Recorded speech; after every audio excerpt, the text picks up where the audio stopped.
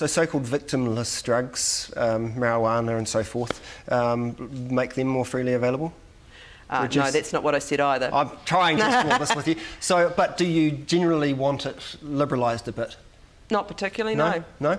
I don't. I mean, you know, on marijuana, I don't think that people should become criminals for smoking the odd joint, to be honest. So well, that's a sort of... And I'm interested in the medical use of marijuana argument. I think there's some So you want some there. liberalisation, perhaps, of its policing and the medical side of things? I'm certainly not a hardliner on that, but I'm not particularly going out campaigning to say let's make marijuana more liberal. I'm Gay not marriage? Yeah. Yeah? Let it happen? Would you campaign for it, though?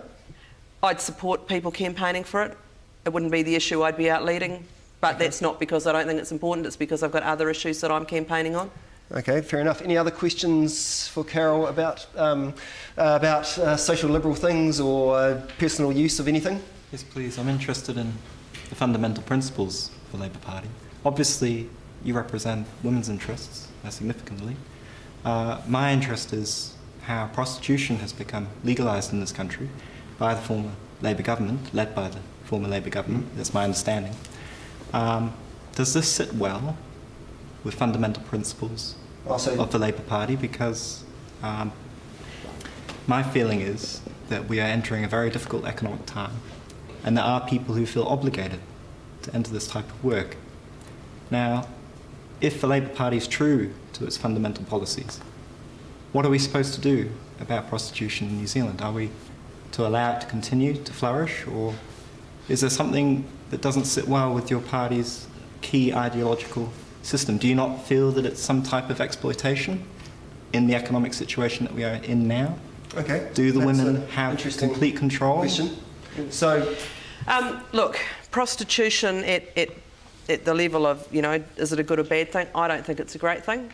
Certainly, I don't think any woman would particularly want to have that at the top of her list of occupations she would like to be doing, or any man for that matter.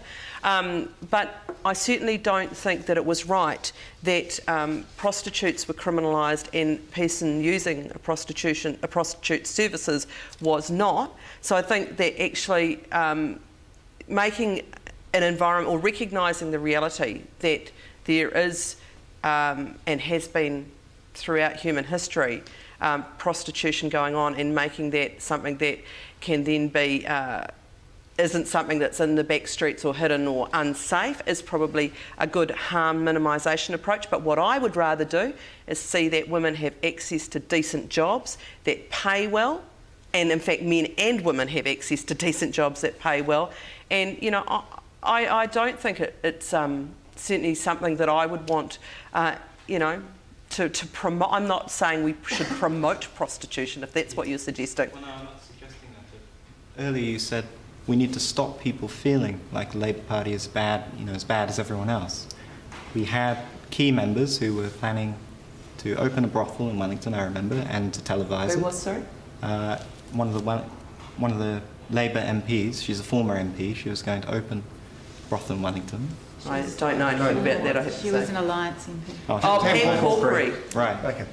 Nothing to do with the Labour Party. Oh, okay. Anyhow, so I mean, we could talk for hours, I think, about this, and it is a really interesting area. But fundamentally, you're saying that as a feminist, a socialist feminist, prostitution is not the best thing, but it's absurd to criminalise. Absolutely, and if it's it. happening, let's make sure that the environment is safe. But certainly, it's not the desired outcome. Okay, so in terms of criminalisation, I just want to quickly, because we're running out of time, ask you about law and order. I've asked other MPs about this, Labour MPs.